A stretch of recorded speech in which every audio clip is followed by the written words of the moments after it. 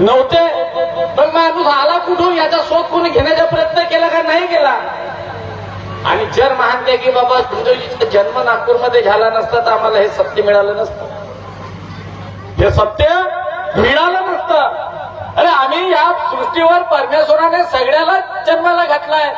माणसालाही घातलाय, कुत्र्यालाही घातलाय, डुकरालाही घातलाय, घोड्यालाही घातलाय, माजिरालाही घातलाय, मच्छी असेल तलावातली तिलाही घातलाय, मगर असेल तलावातला तिलाही घातलाय, जंगलातले वाघ आहेत, सिंह आहेत, उंट आहेत, हत्ती आहेत, त्याला परमेश्वराने जन्माला घातलाय. माणूस कधी झाला तयार. आम्ही एक जानवरच होतो अगोदरच्या काळात, पूर्वीच्या काळात. आधी मानव ज्या ऑस्ट्रेलियामधून मानव इकडे भारतात आला, आशिया खंडात आलाय, पूर्वी नव्हता. आता जो विज्ञानानं शोध लावला का माणसाची उत्पत्ती कुठं झाली तर ऑस्ट्रेलियामध्ये झाली, आफ्रिकेमध्ये झाली. आफ्रिकेमध्ये आफ्रिकेमध्ये लाखो करोडो वर्षे उघड्या नागडा फिरणारा माणूस. कपडे होते का, घर बांधले होते का, नाही. पण तेव्हाही तोही माणूस परमेश्वराला मानत होता.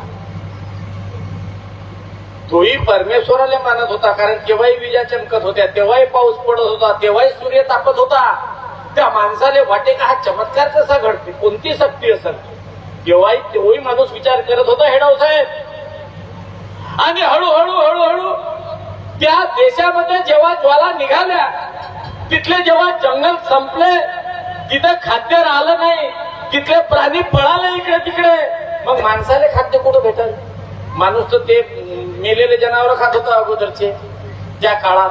म्हणून माणूस तेथून हळूहळू हळूहळू या जगभर पसरला.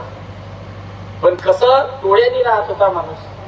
आता जातीनं राहायला लागला होता. मधात अगोदर डोळ्या राहत होत्या, तेव्हा जात नव्हती, धर्म नव्हती, काहीच नव्हता. एक टोळी, एक दुसरी टोळी, कधी तिसरी टोळी.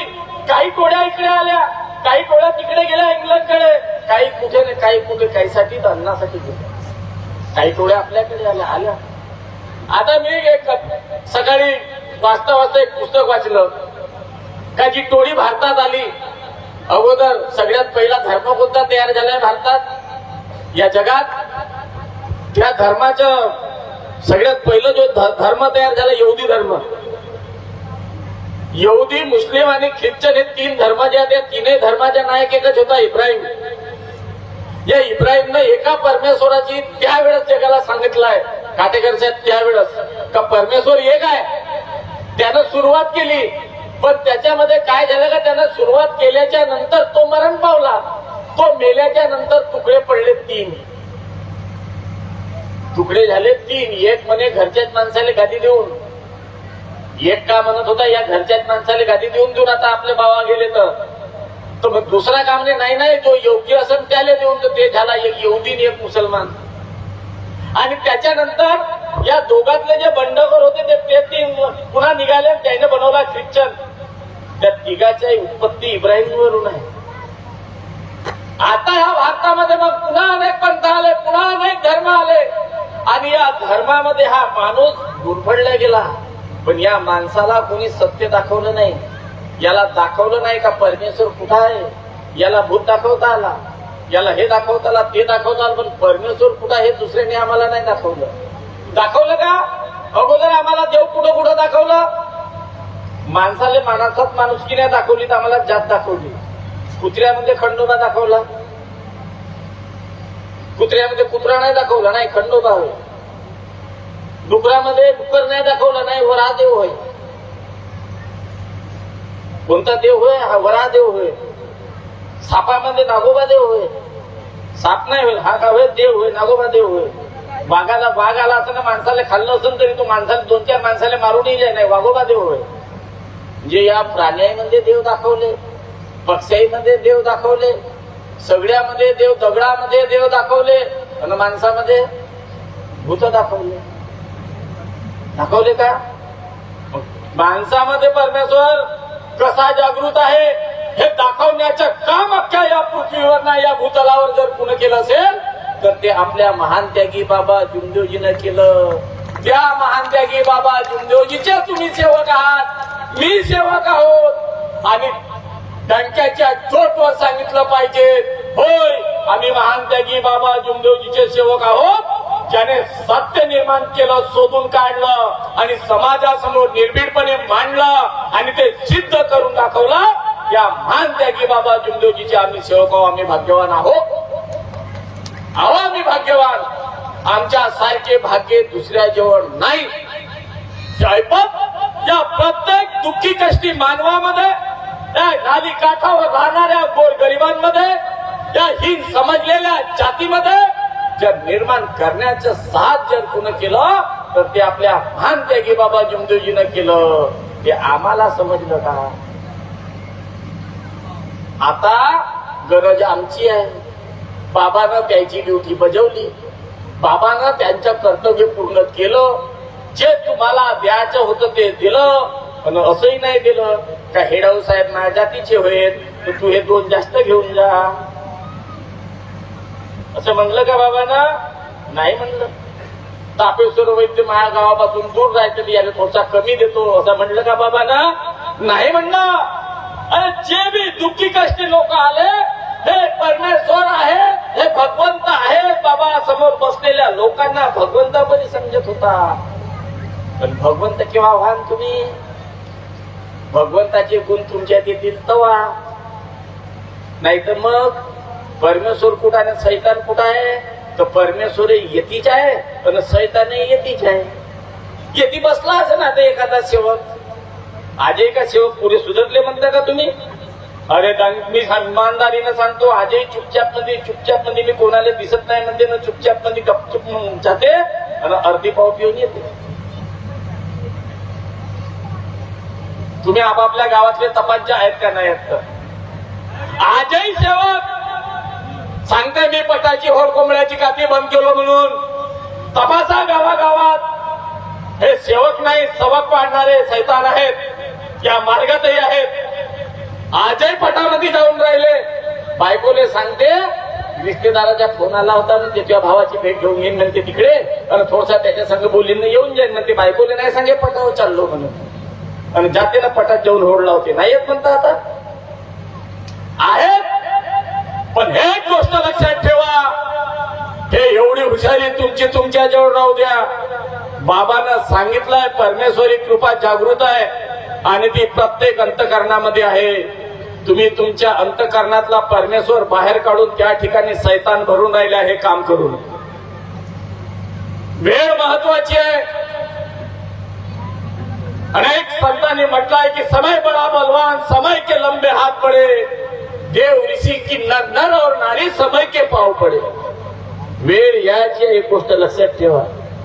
आज आम्ही परमेश्वराला सकाळ संध्याकाळ प्रार्थना विनंतीमध्ये विनंती करतो, प्रार्थना करतो आणि सांगतो सगळे व्यसन सोडलो. आणि रात्री चुपचाप मध्ये घेतो. आम्हाला वाटते आम्हाला कोणीच पाहत नाही. अरे माणसाले 2 डोळे आहेत, मले 2 डोळ्यात मी का पाहू शकतो तुम्हा सगळ्याले? पण माझ्याकडे पाहणारे हे समोर बसलेले एका माणसाचे 2 पकडले तर 1000 माणसाचे 2000 डोळे झाले ना. म्हणजे 4000 डोळे माझ्याकडे पाहून राहिले का नाही? आता मी 2 डोळ्यानं एवढ्याला पाहून राहिलो, पण 4000 डोळे मला पाहून राहिले. आणि याहीपेक्षा एकच डोळा या सृष्टीचा विधाता, या सृष्टीचा निर्माता जो बाबाने आम्हाला दाखवलाय तो किती मोठा आहे. तो पूर्ण विश्व पाहून राहिला आहे. पण तू का चिठी भरायस? किती वर्षासाठी आलायस? किती दिवसासाठी या पृथ्वीवर आलायस? तर तू विश्व निर्मात्याने मूर्ख बनवण्याचे सांगतेस. आपल्या जवळच राहू द्या, खूप दिवस चालणार नाही. हा जो दगा तुम्ही देऊन राहिल्या, हा जो तुम्ही छल तो करून राहिल्या, हा तुम्ही स्वतःले दुसऱ्याले मूर्ख बनवण्यासाठी नाही करून राहिल्या, तुम्ही तुमच्या परिवाराला मागे नेण्यासाठी करून राहिल्या. अरे जी पत्नी जिला वाटते माझ्या घरी एक परमात्मा आहे, एक परमेश्वर आहे, ती सकाळ संध्याकाळ अगरबत्ती लावते, 3 लेकरासाठी योग मागते. त्या पोरीला मुलाला वाटते का माझ्या वडिलांना हा मार्ग घेतला खूप सुंदर आहे. पण जर हा अवैध जर आमच्या अंतःकरणामध्ये असेल तर योग्य नाही. सुधारणं जरुरी आहे. सुधाराल तर तुमचं भलं, नाही सुधार तर तुमचं भलं. कारण बाबांनी मला जे दिलं ते तुम्हाला दिलं आहे. मी पालन करेन. मी नियमानं चालीन, मी तत्व शब्द नियमाचं पालन करीन, तर त्याचा फायदा मले, माझ्या बायकोले, माझ्या लेकराले होईल, तुम्हाला होणार नाही. स्पष्ट सांगतो, मी जे काही करीन, मी गलत करीन तर भोगाई मलाच लागन, आणि चांगलं करीन तर फळही मलाच भेटन. हा बाबाने सांगितलं आहे आणि हेच तुम्हाला प्रत्येकाला दिलं आहे. आणि म्हणून इथं आलेल्या प्रत्येक सेवकांना, तुम्ही जर गलत करत असाल तर तुम्ही तुमच्या परिवाराला, तुम्ही तुमच्या लेकरासंग द्रोह करून राहिल्या. तुम्ही चांगलं करत असाल तर तुमच्या लेकराचं भलं झाल्याशिवाय राहणार नाही. आता या ठिकाणी भगवत गुणाची चर्चा बैठक, विद्यार्थ्यांचा सत्कार सोहळा आहे, उत्कृष्ट गुण संपादन करणाऱ्याचा सत्कार सोहळा आहे. मग इतर जे विद्यार्थी आहेत त्यांना प्रश्न पडला असेल का आमच्या कवा होईल, द्यायच्याच आहे ना, आमच्या कवा होईल. बाबांना सांगितलंय मार्ग कर्मप्रधान आहे, कर्मावर परमेश्वर, गुण आणि अवगुण आहेत कर्मामध्ये. मग अरे ज्याने 90% गुण घेतले त्या पोरानं अभ्यास केलाय, त्या पोरानं मेहनत केली आहे, आणि झालेल्या परीक्षेमध्ये त्यांनी स्वतःची क्षमता दाखवून दिली आहे. हा होणारा सत्कार हा त्या पोराचा नाही आहे. होणारा सत्कार खऱ्या अर्थानं त्याने घेतलेल्या मेहनतीचा आहे, त्याने घेतलेल्या होणार आहे. पोराच्या गळ्यात आम्ही हे टाकूच, त्याला तर बक्षीस देऊच, पण हा सत्कार जेव्हा पोराचा सत्कार या स्टेजवर होईल, त्याचे मायबाप जेव्हा इथं समोर बसले राहतील, यांच्या बी त्याच्या मत त्यांना जे छातीमध्ये त्यांना एक अभिमान तयार होईल. त्यांना वाटेल की माझ्या मुलाचा सत्कार, आज माझ्या मुलानं माझे कॉलर टाईट केले, हा विचार त्या बापाच्या आणि माईच्या डोक्यात येणार नाही. मग आज ज्या पोराचा सत्कार या स्टेजवर होईल, ज्या बापाचे कॉलर टाईट होतील, ज्या माईच्या डोकसा दिमागानं वर येऊन ती दिमाग दाखवण्याचं काम करेल की माझा मुलगा हे करू शकते, मग बाकीच्या ज्या पोराने का नाही केलं, कुठं होतं, कुठं अडलं घोडं, याचा विचार कोण करा? आम्हीच करू की नाही? माझ्या पोरगा स्पर्धेत आला तर मी केलं पाहिजे ना याचा विचार. का कमी पडलाय, कोणत्या गोष्टीत कमी राहिला आहे? आज एक सांगतो की बाबाने जे आम्हाला एक परमेश्वरी कृपा दिली आहे, बुद्धी बरोबर संस्कार घडवण्याचं आम्हाला सांगितलं आहे. एकीकडे धन असत आणि दुसरीकडे विद्या आणि संस्कार असतील. उचलणारा धन उचलेल, पण हा धन जास्त दिवस टिकत नाही, हे नश्वर आहे, हे येईल आणि कधी निघून जाईल पता नाही. पण एक विद्या आणि विद्यासोबत संस्कार, हे संस्कार आज आम्हाला फिके वाटतायत, पण आज जर संस्कार आणि विद्या आमच्यामध्ये आली तर उद्या कितीतरी धनवान हजारो असतील, त्या हजारोला मागे टाकून समोर निघण्याचं सामर्थ्य या विद्येमध्ये आणि या संस्कारामध्ये. जोगीजी या ठिकाणी बोलता की आजकाल मुली कशा वागताय, मुलं कसे वागताय, सोचलं पाहिजे, आम्ही विचार केलं पाहिजे. आज आम्ही सुधारलो पाहिजे. होऊ शकतात चुका, झाल्या असतील चुका, चूक ही यशाची पहिली पायरी आहे, पण केव्हा ती चूक दुरुस्त करण्याचे सामर्थ्य आमच्यामध्ये असतील तेव्हा. नाही तर मग चुका करत राहिलो तर परमेश्वर सुद्धा आम्हाला माफ करत नाही. आणि परमेश्वर सोडा, परमेश्वर भलाई माफ करून टाका, पण आमच्या वागणुकीतून ज्या घडणाऱ्या वाईट गोष्टी असतात त्या आम्हाला कधीच माफ करत नाही, कर्म कधीच माफ करत नाही. आणि म्हणून तुम्हाला सांगतो की या बाबाने स्वप्न बघितलं आहे, बाबाने सत्य आमच्या हातात दिलं आहे.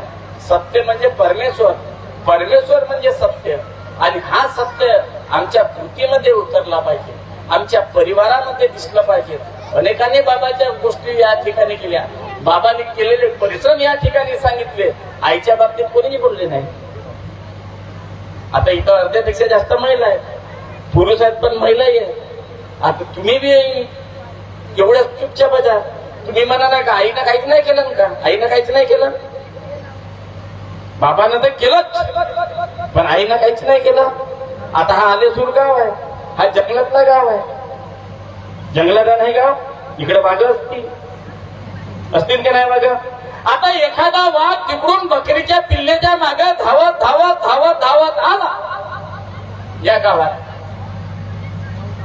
आणि तो बकरीचा पिल्लू पडता पडता एका घरामध्ये घुसला, आणि त्या बकरीच्या पिल्ल्याच्या मागे एक वाघही काय घरात घुसला. आता सगळ्यांना पाहिला या घरामध्ये वाघ घुसलाय, आणि हा वाघ जर गावात राहिला तर कोणाच्या लेकरांना मारू शकते, अजून मोठी हानी करू शकते. याले काढायचा कसा?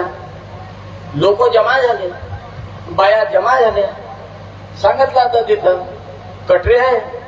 आता कटरे चांगला आहे पोरगा, हा वाघाला काढू शकते, हा टक्कर घेऊ शकते. मग 10-12 लोकांना सांगितलं, कटरेजी तुम्ही त्या वाघाला काढा बरं. हा म्हणते मी काढू शकतो का? हो काढा काढा. हा आला जवळ जवळ, याच्या घरची तेथील होती साईडले, व्हायचं आहे का? मग तुझा नाव बंद. आता रवी कार्य मग हा रवी कार्य जहाले निघाला, याची घरवाली साईडले जी उभी होती, साईडले धावली आणि पकडलं रवी कार्यमोरेचा हात. हे म्हणजे थांब, मोठे चालल्या हुशारी कराले. तो वाघ होय, खाल्लं गिल्लं तर गेला माझ्या नवरा, चला घरी. येते उभेची नाही राहून पकडलं हातनं नेलं घरी आपल्या नवऱ्याला. खाऊन नेलं, खाऊन का वाघ खाऊन टाकन ना. मग दुसरा आहे मदनजी आहे, धोत्रेजी आहे. धोत्रेजी म्हणते मी जाऊन पाहू का? धोत्रेजीची घरवाली धावली, म्हणते त्या वाघाच्या वाटा जावाच्या नाही, चाल घरी.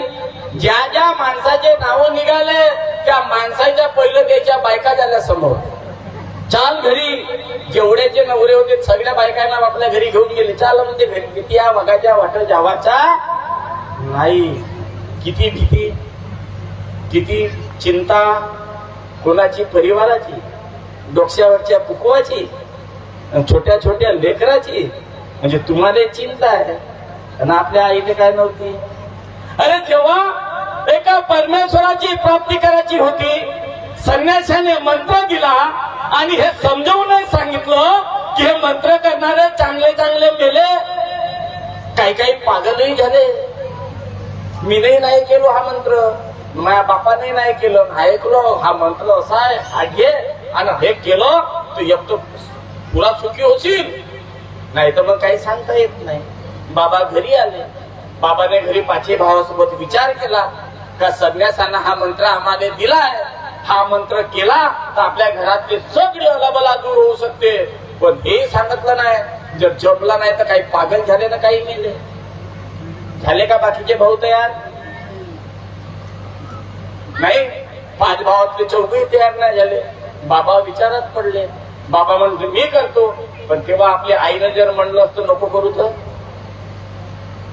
आता जसं यायच्या बायकांना सांगितला, येते हा वाघ आहे, हा मारून टाका, तुम्ही नाही जावाच्या, बाकीचे जात बसतील, चला घरी.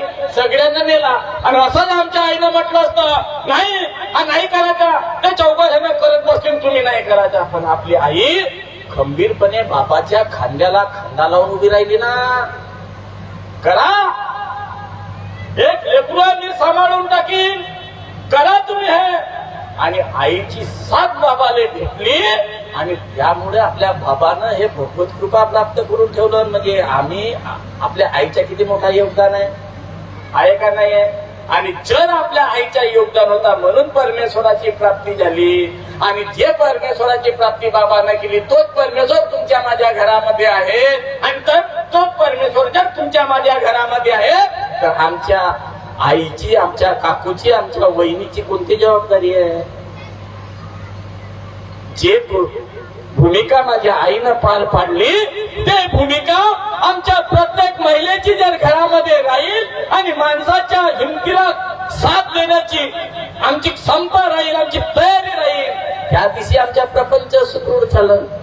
संसाराची 2 चाके, एक स्त्री आणि दुसरा पुरुष. एक चाक म्हणला तर गाडा पुढे जाईल का? नाही जाणार, जाग्यावरच गचकून जाईल. म्हणून चाक दोन्ही सगळी पाहिजेत. हा मार्ग आहे, या मार्गाने समोर न्यायचा आहे. आणि मार्गाने जर समोर न्यायचा आहे तर हे दोन्ही चाक महत्वाचे आहे. माणसासोबत आमची महिला सुद्धा त्याच कणखरपणे या मार्गाच्या बाबतीत ज्ञानी बनली पाहिजे. या मार्गाच्या बाबतीचे ज्ञान आमच्या प्रत्येक महिलेच्या डोक्यामध्ये आलं पाहिजे. माणसाच्या डोक्यात कमी राहिला तर चालन, कारण लेकरं घडवण्याचं काम हे महिलेचं आहे. लहानपणापासून लेकरू कोणाच्या अंगावर जास्त राहते? माईच्या अंगावर राहते. उठता बसता खेळता हे करता, जेवण दे पाणी दे अमक दे ढमक दे सगळं आईसोबतच राहते. आणि म्हणून या मार्गातली महिला जेवढी जास्त संस्कारित तयार होईल, या मार्गातल्या महिलेला जेवढा जास्त ज्ञान या मार्गाविषयीचे प्राप्त होईल, तेव्हा आपला मानव समाज यापेक्षा जास्त गतीने पुढे जाईल. माणूस तर बराच बरा आहे. कुठला टाक आंघोळीले पाणी, टाकले का पाणी, करतो आंघोळ, लावतो अगरबत्ती, चाललो मी कामाले, पाहतो लक्ष ठेवतो. मग दिवसभर कोण पाहते? लेकरं कुठे राहते? हा, आणि म्हणून आज आपली एक जबाबदारी आहे. बाबांना आपली भूमिका 100% पार पाडली, पण आम्ही कमजोर आहोत. बाबांनी सांगितलंय एकच ध्येय, मानव मंदिर सजाना. आता मंदिर बंद केले आपण बाकीचे. बाहेरचे मंदिर ठेवलं का बाबांना आपल्यासाठी? नाही. बांधलेले दगडाचे मंदिर ठेवलं का आपल्यासाठी? नाही. दगडामध्ये देव शोधायला सांगितलं का? नाही. परमेश्वर कुठं शोधायला सांगितलं? आपल्या अंतःकरणात, आपल्या मनामध्ये. आणि जर हा परमेश्वर आपल्या प्रत्येकाच्या अंतःकरणात आहे, तर त्याकरताच तत्वसंध नियमाची गरज आहे. का आम्ही आमच्या अंतःकरणात भगवंताचे गुण भरायचे का कचरा भरायचा? भगवंताचे गुण जर आमच्या हृदयामध्ये आमच्या डोक्यामध्ये आले तर आमचा प्रपंच कधीच मागे येणार नाही. पण कचरा जर आमच्या, पहिले कचरा होता डोक्यात, तो पूर्ण आपल्याला काढायला लावलं. आदल्याच दिवशी पहिल्याच दिवशी आमच्या मार्गदर्शकांना सांगितलं जुने विचार सोडावं लागेल आणि एका परमेश्वरा चरणी मरावं लागेल, हे आपल्याला सांगितलं आहे. आणि म्हणून आज आमची एक जबाबदारी आहे. आज हा नवीन समाज जोडण्याचं काम आपल्याला करायचं आहे. अनेक लोकांच्या मोठ्या आस्था या मार्गाच्या बाबतीत आहेत. हा मार्ग जातीवाद या मातीतून, या जातीवादाला मुठमाती देणारा हा मार्ग आहे. या धर्माचे अवलंबन संपवून एक नवीन मानव समाज, एक मानव धर्म निर्माण करण्याची क्षमता या मानव धर्मामध्ये आहे. एक व्यसनमुक्त समाज निर्माण करण्याची शक्ती बाबाने तयार केली आहे. ते तुमच्या जवळ दिली आहे. एक व्यसनमुक्त समाज तयार झाला पाहिजे. ज्या ज्या वाईट गोष्टीमध्ये या मानव समाजाचा पैसा गेला आणि मुळाच्या शिक्षणाकडे दुर्लक्ष झाली, असे सगळे वाईट विचार बाबाने आम्हाला सोडायला सांगितले आहेत. कारण सांगितलं की जेव्हा तुम्ही हे वाईट व्यसन सोडाल, तेव्हा तुम्ही तुमच्या प्रपंचामध्ये लेकरासाठी 4 पैसे खर्च करा. मग लेकरासाठी 4 पैसे खर्च करायचे म्हणजे कसे करायचे? सुरुवातीला ती वंजारी नावाची मुलगी या ठिकाणी बोलली. दुसरी एक सुंदर मार्गदर्शन करणारी एक मुलगी या ठिकाणी बोलली. हेडाव साहेबांचा मुलगा डॉक्टर झाला, त्या वंजारीचा भाऊ डॉक्टर झाला, बाबाचा मुलगा सायंटिस्ट झाला, असे गपलेजी ठाणेदार झाले. अनेक मुलं, अनेक हिरे आमच्या मार्गामध्ये ते समोर येत आहे. आणि पुन्हा अनेक प्रत्येक घरातला एक हिरा त्या शौकाचा मुलगा, त्याच्यावर संस्कार जर चांगले टाकले तर मानव धर्म हा स्वर्ग इथं दिसणार आहे. आता आपल्याला त्या स्वर्गाकडे पाहायचे नाही, स्वर्ग इथं निर्माण करायचं आहे. पूर्वीच्या जमाना सोडून द्या. पहिलं स्वर्ग वरत होता, नरक खालत होता आणि माणूस मंदाच होता. आता तो जे दानव जे नरकात राहत होते ते इतकी झालेत, पृथ्वीवर राहून राहिलेत. देव बी पृथ्वीवर राहून राहिलेत आणि माणसं बी पृथ्वीवर राहून राहिले. जर ते दानव पृथ्वीवर आले नसते तर या संसारामध्ये जे आम्ही दररोज वर्तमानपत्र वाचतो, 7 वर्षाच्या छोट्याशा बालिकेवर बलात्कार झाला नसता. झाला असता का? दानव कुठे आले आहेत? ते त्या नरकात नाहीत, ते इथे आले पृथ्वीवर आले. देव इथं झाले आणि देव जर पृथ्वीवर आले नसते तर एक परमेश्वर कुठा याची जागृती बाबांना आम्हाला दिली असती का? म्हणजे परमेश्वर दाखवणारे देवही कुठं आहे? पृथ्वीवरच आहे. आणि राक्षस आम्ही कोण आहोत? माणसं आहोत. बाबाने आम्हाला काय दिलाय? मानव धर्म दिलाय. आम्हाला कोणती रूपरेषा सांभाळायची आहे? मानवतेची रूपरेषा सांभाळायची आहे. आम्हाला भगवानपणाचे नाही, पण भगवंताचे गुण माणसामध्ये आले पाहिजे. दानवी गुण कसे दूर झाले पाहिजे, ज्यामुळे हा मानव समाज प्रेमान नांदलेल्या मानव समाजामध्ये प्रेम नांदलं पाहिजे. आणि प्रेम नांदायचं असेल, बाबाने जे सत्य मर्यादा प्रेम दिला आहे याचा अर्थ खूप खूप गहन आहे, खूप मोठा अर्थ आहे. सत्य म्हणजे परमेश्वर, परमेश्वर म्हणजे सत्य. पण या सत्याला जागवण्याकरता मर्यादेचे पालन गरजेचे आहे. आम्ही परिवारात वागतो कसे, चालतो कसे, बोलतो कसे, राहतो कसे, ह्या गोष्टीची आम्हाला मर्यादा पाडणं गरजेचं आहे. आणि ज्या ज्या परिवारामध्ये या सत्याला अनुसरून मर्यादा पाडली जाते तिथं प्रेमाला कुठंच कमी पडत नाही. मुलं चांगले निघतात, मुली चांगले निघतात, चांगले नोकरीवर जातात, पैसा पाणी भरपूर असते, घरात चोहीकडे आनंद असते, स्वर्गाला लाजवेल ही वातावरण आमच्या परिवारात तयार होऊ शकतं. असे प्रत्येक परिवार घडवायचे आहेत, प्रत्येकाला जागृत करायचे आहे. ही चर्चा बैठक आहे. या चर्चा बैठकीमध्ये ज्ञानार्जन करायचे आणि प्रत्येकाला प्रण करायचे आहे की हो, बाबांनी जे कृतीमध्ये केलं ते आम्हाला सांगितलं. स्वतःच्या पोराला उच्च शिक्षित केलं. हो, बाबाचा मुलगा डॉक्टर आहे. बाबाने स्वतःच्या परिवारातले दुःख दूर केले ते आम्हाला सांगितलं.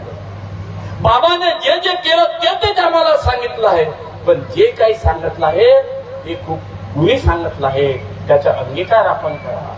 4 तत्व 3 शब्द 5 नियमाचा पालन करा आणि आपल्या मुलांकडे व्यवस्थित लक्ष द्या. उद्या ज्याचा मुलगा डॉक्टर होते, ज्याचा मुलगा इंजिनियर होते, ज्याचा मुलगा मोठा साहेब होते, त्याचा बाप खालतं पाहून रस्त्यानं कधीच चालत नाही.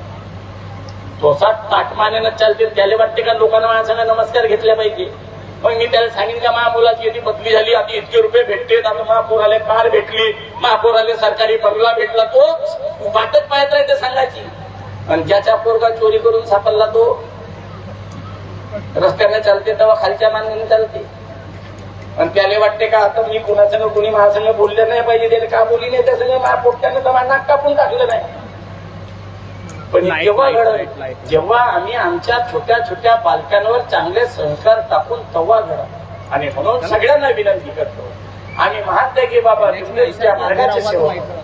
बाबाने खूप कष्ट घेतले आहेत, आमच्याकडून पैसा घेतला नाही, पण एक स्वप्न बघितलं आहे, मानव समाज घडाना आहे.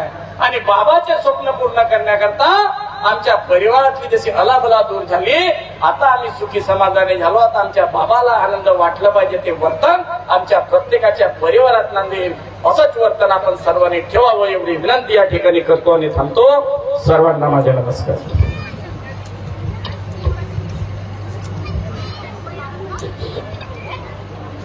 धन्यवाद अध्यक्ष महोदय.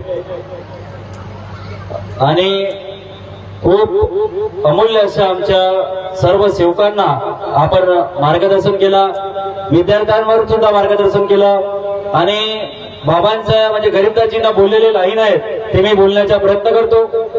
फिरा चारी धाम सोडूनिया पायी, अशी कृपा सेवकानो जगामध्ये नाही. देयाची उदबत्ती जेव्हा सेवक लावतो, भगवान बाबा हनुमानजी धावून येतो. दुःखातून मुक्त करतो बाबाची ही ग्वाही, अशी कृपा सेवकानो जगामध्ये नाही. अशी कृपा सेवकानो जगामध्ये नाही. खरोखर आपल्याला मानव धर्म मिळाला हे आपले भाग्य आहे.